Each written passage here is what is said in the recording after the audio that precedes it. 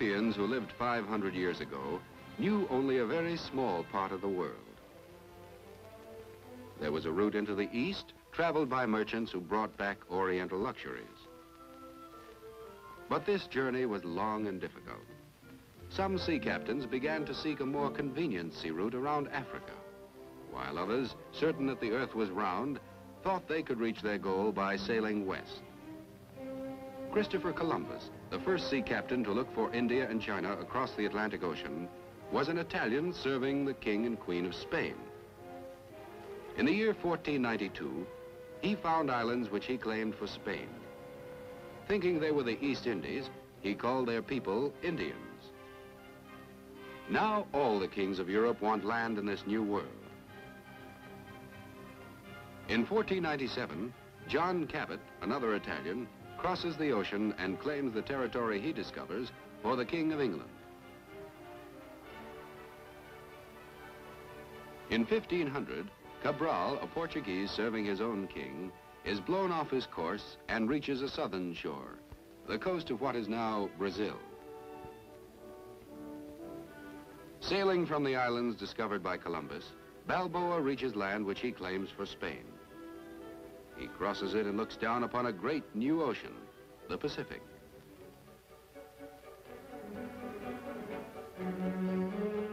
Magellan, a Portuguese, outlines the limits of the continent as he pushes south, then west and north again.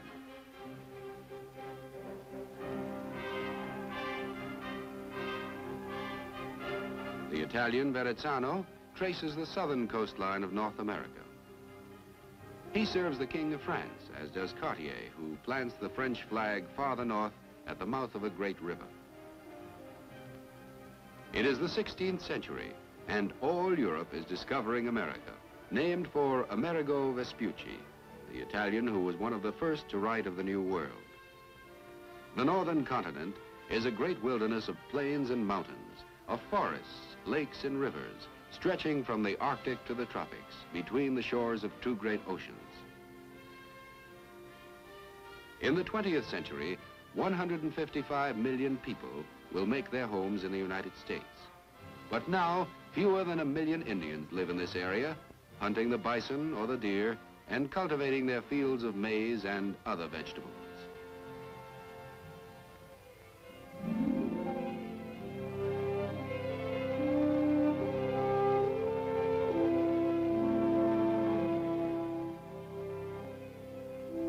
The people of this land make their home in the forests. They leave the wigwams of their villages to hunt or to fight rival tribes for control of the best hunting grounds. Their clothing is made from the skins of the animals they kill for food. They peel the bark of trees to make canoes that take them swiftly over lakes and rivers.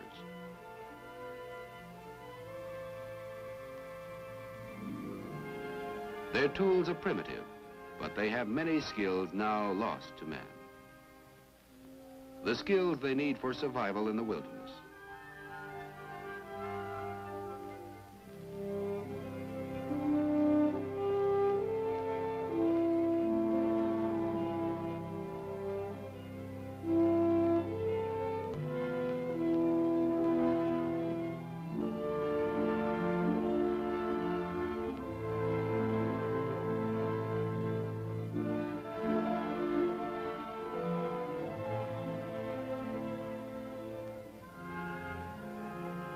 Their light canoes are well suited to the Indians' needs, for they can move in very shallow water, and their shell-like hulls can be maneuvered skillfully between the sharp rocks of the rapids. While these men know nothing of the world beyond their shores, they know every turn in their rivers and every pathway through their forests.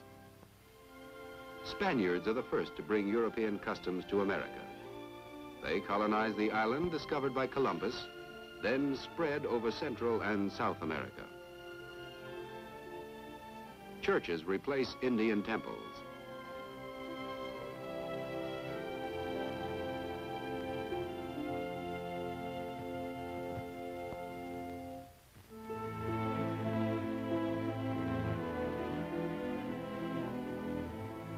At first, the Indians think the strangers must be gods and offer precious gifts.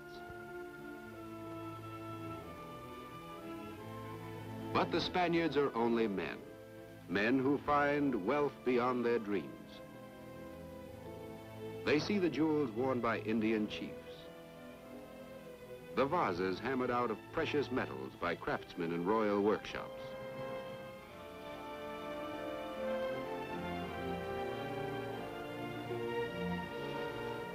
They see gold and silver dug from the earth by Indian miners.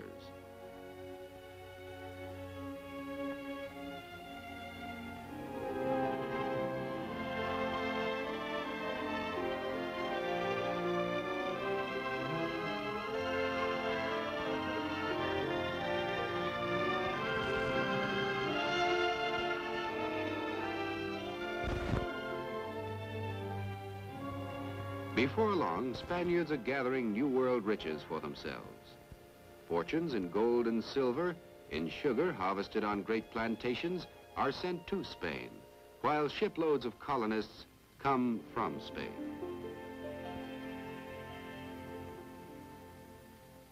They build towns and settlements and bring old world architecture to the new continent. They teach Spanish laws and customs to the Indians and spread the Christian faith. But European nations grow envious of the wealth that flows from America to Spain. Galleons loaded with rich cargoes are anchored in colonial harbors. They face sudden raids by rival fleets.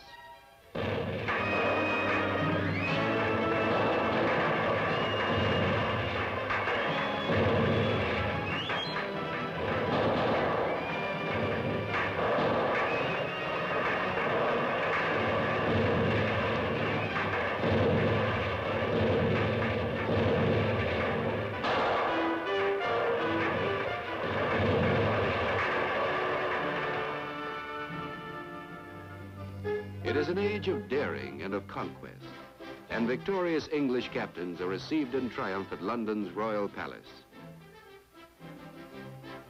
Great honors are bestowed upon them for their courage and good fortune.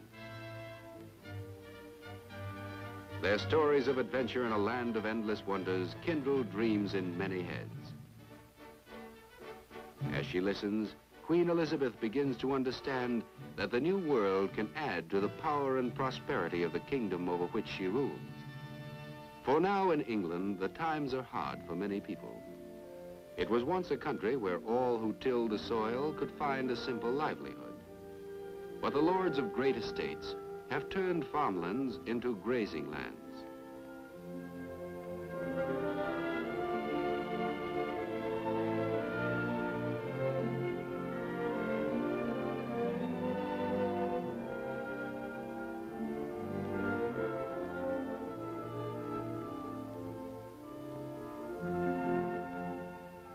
Farmers are homeless and dispossessed in their own land. Despairing of finding a living in the country, they plod their way along the roads that lead to London, already overcrowded.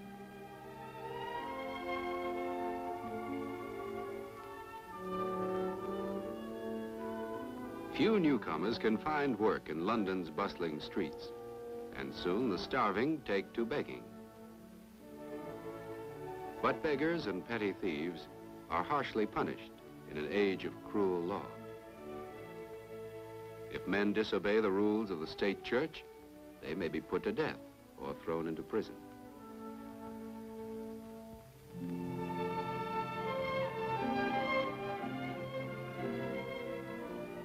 A man of influence at the English court, Sir Walter Raleigh, sees hope for his suffering countrymen in these lands across the sea. Can Englishmen live in the New World? He sends explorers to North America to make detailed reports. They find that northern Indians have no precious metals. However, they raise plentiful crops around their peaceful villages. Tall, waving stalks with ears of golden grain called maize. And tobacco plants, whose broad green leaves the Indians roll and smoke for pleasure.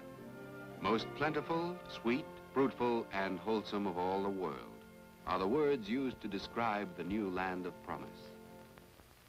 In 1607, a party of Englishmen comes to establish the first settlement. Indians approach them with suspicion, but the strangers offer tools and trinkets in exchange for fresh-killed game. This simple trade is the beginning of a cautious friendship. John Smith, an English captain, takes command when men start off to hunt for gold. He sets them to building shelters and defenses. Soon the food they've brought will be exhausted. They must clear land to harvest their own crops. They must learn from their Indian friends how to raise maize and tobacco. When new settlers, both men and women, arrive to work the fields, and a way is found to cure tobacco, it becomes the colony's most valuable crop for export. Soon Virginia ports are visited by the European trading ships, which have been sailing to Africa, taking on cargoes of captured Negroes and selling them in the Spanish colonies. Now the traders bring the Negroes to the new English colony, and the small farms grow into great tobacco plantations worked by slaves.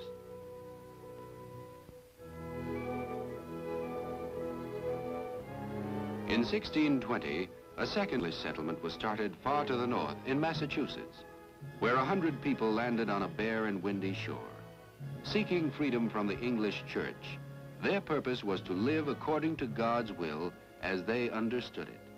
For this, they were ready to confront the grim and grisly face of poverty. They copied the Indian way of raising crude shelters, but the New England winters soon forced them to build wooden huts. They covered them with thatch, like the homes they left in England. But for their governor, they built a better house. And they met under his roof to worship God in their own way. At first, there is little but hard work and faithful duty in their lives. Their Indian friends have taught them to grow maize and pound the grain to meal. They have shown them where to cast their nets to find fish in abundance in the waters off the shore. To survive in the wilderness, the Pilgrim family has adopted Indian ways. But in the evening, in the New World as in the English home they have abandoned, the mother spins while the father reads the Bible and the children sleep nearby. Their bedding is hung up by day to make more space in the crowded home. A second group of nearly 1,000 Englishmen soon settles near the Pilgrims. They are Puritans, who also oppose the ceremonies of the English church. Their leaders are men of property who have come with servants, laborers, and craftsmen to supply the comforts they could not bring with them.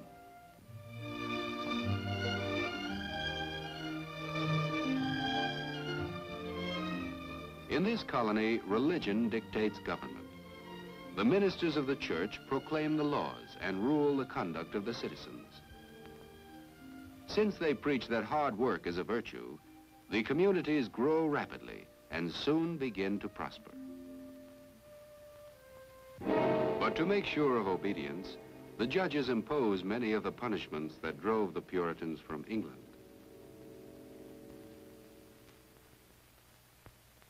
Toiling to win a livelihood from the thin and rocky soil, tightly bound by the rules of their religion, the colonists have few diversions. Their society is centered in their meeting house.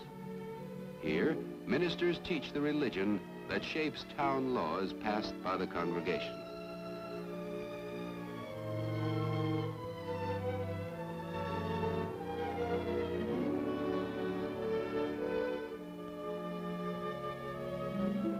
But the Puritans, still surrounded by the wilderness, have many things to fear. They cannot relax their vigilance or their labors. During the next 100 years, these little New England settlements turn into bustling towns. New settlers, laborers, and craftsmen pour in from Europe to the new land, where there is work for all willing hands. Many New Englanders work in the shipping industry, which grows as the towns turn into ports. The rich forests provide wood for the fishing boats and for the ships of commerce that will sail across the ocean back to England and southeast to the West Indies and Africa. Many skills are needed for the making and handling of new vessels.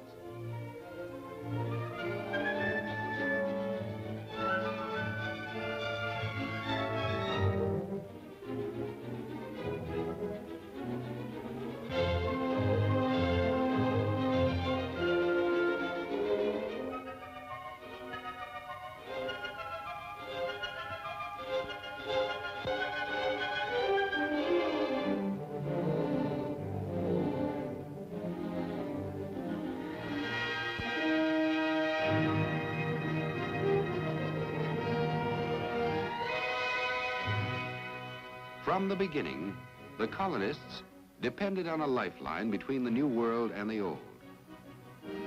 Now their ships carry their produce, lumber, grain, and salted fish to other parts of the British Empire and back to the land from which they came so ill-provided barely 100 years before. The ocean, which separates them from the rest of the world, becomes their high road to prosperity.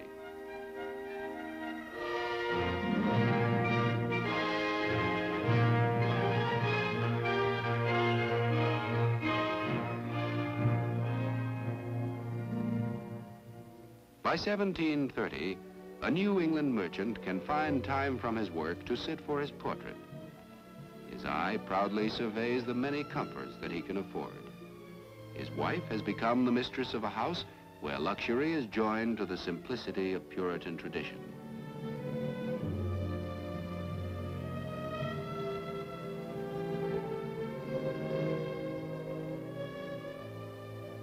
His son was born here and will grow up thinking of this new world as his home, his native land. But it's not only in New England that colonists have prospered. Thousands of European families from many nations have found relative peace and security on this distant continent. For in 100 years, 13 separate colonies have brought civilization to the wilderness. Settlements line the coast from New Hampshire in the north to Georgia and its broad tobacco fields in the south. In Virginia, tobacco and the work of Negro slaves have created vast plantations and, for their wealthy owners, the basis for a new kind of aristocracy. From his study, the planter manages the broad and varied industry of his estate. By 1750, the ships that carry his tobacco crops to England also carry his orders for European goods. The furniture of his mansion has been shaped by the skilled hands of old-world craftsmen. But the food and almost all the clothing on the plantation and the tools needed to produce them come out of local workshops. The planter's family leads a life of ease, but not of idleness. For the making of a colony requires industry, vigilance, and the constant search for ways to meet new problems. The planter's son finds the latest theories of European thinkers in the library of his home. For in Virginia, as in the other colonies, new principles of government are being studied. At the same time, the elegance of English aristocracy is carefully cultivated.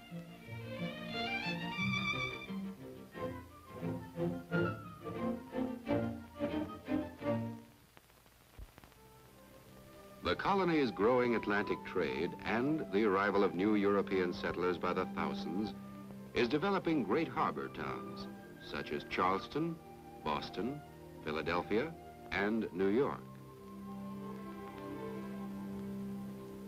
New York, first settled by the Dutch in 1624 and taken over by the English in 1664, now receives the people of many lands who bring their different customs, their skills, their arts, along with their dreams of opportunity and freedom. Building houses that recall ancestral homes in Holland, the New Yorkers create a snug harbor town on the banks of the Hudson and East Rivers. They live in comfort true to their old customs of neatness and cleanliness, surrounded by the things they love. This home in New York looks Dutch and is furnished like homes along the Zuider Zee. But through the years, as Americans are born here, live and die here, it has become an American home. Just as Dutch furniture produced in America becomes American furniture, American culture has been born of this and many other cultures.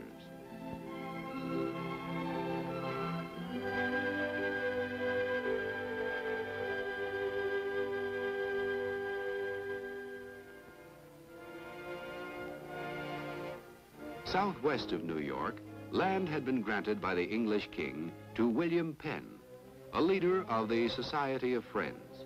The Quakers, as they were called, practicing their creed of universal brotherhood, made a pact of friendship with the Indians.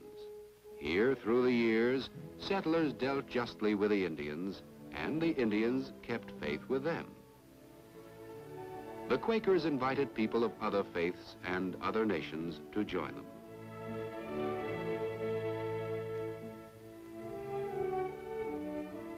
Many Germans came to Pennsylvania, pious and hard-working farmers who reaped a harvest of comfort and security.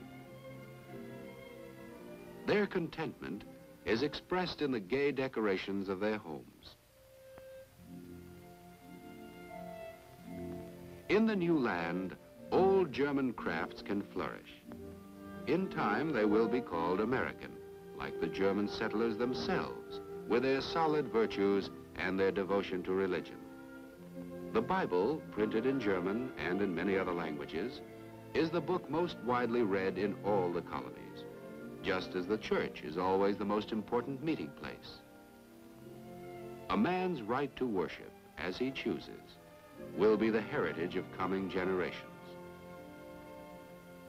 Religious freedom and the promise of peace and prosperity had brought the first colonists from England to New England and Virginia. The Dutch had found new prosperity in their New Amsterdam. Germans of many persecuted faiths were flourishing on the rich soil of Pennsylvania. Protestants had come from Catholic France and brought their culture to Carolina, while hardy Scots moved beyond the coastal settlements, pushing up the rivers to make homes in the wilderness. By 1750, more and more colonists are moving inland. In distant hamlets and on isolated farms, they must rely on their own efforts for all their needs. There are skilled tasks and simple manual tasks to fill long days of work for all.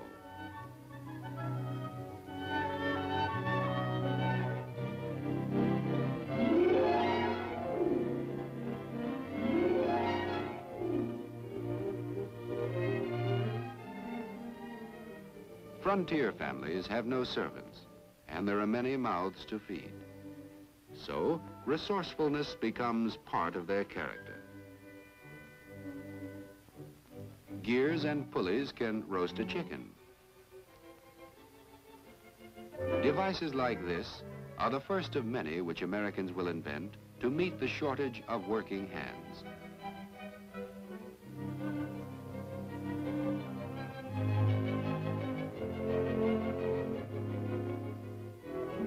The table of pioneers, like their customs and their language, shows the mixture of their traditions. For even the Indians' maize has become part of their daily meals, along with dishes that have English, Scottish, or German names. In the wilderness, the family is self-sufficient and self-taught. Their school is the farm kitchen. By candlelight, after days spent in the fields or in the forest, parents hand down their knowledge, and children answer with their own new thoughts, born of their new life on the frontier. As they pushed westward, the colonists had pushed the Indians before them. Now the settlers who are living on the far edge of civilization face the constant menace of attack. At the warning of a raid, homes are abandoned and people flee from Indian vengeance. Most settlers have traded fairly with the Indians, exchanging firearms for land and furs. But some have cheated them and killed them. Enraged, the Indians rise and turn their guns on both the innocent and the guilty. The settlers have come to know the wilderness as hostile, and the Indians as a mortal enemy who can suddenly destroy in a few hours the work of many months.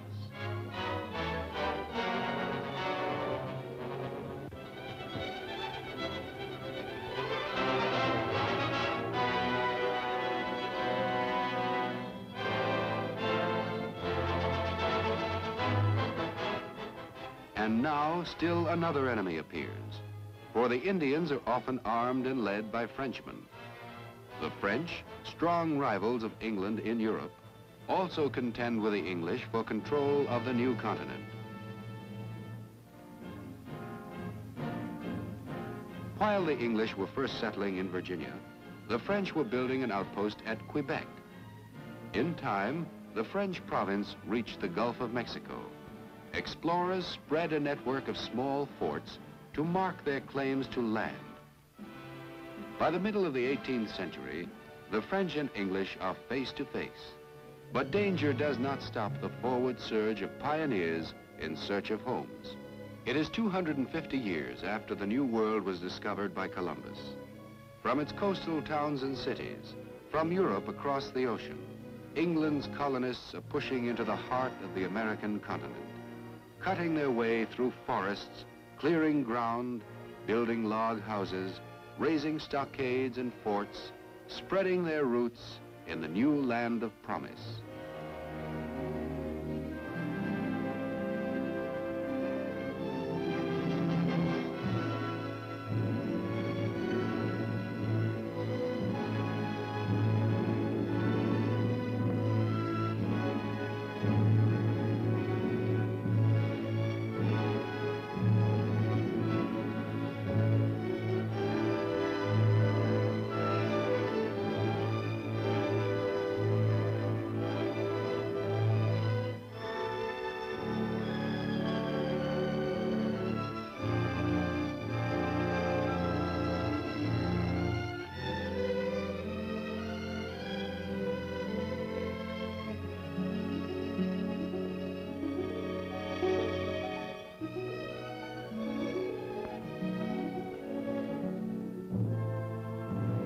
The pioneers keep coming, moving forward in a westward migration that begins in far-off Europe. Men and women of many faiths and many countries are joined in a common adventure for freedom and security. Out of their rich and varied qualities, the continent that lies before them will forge a character, the character of a new people, the character of a new country they are making in the wilderness.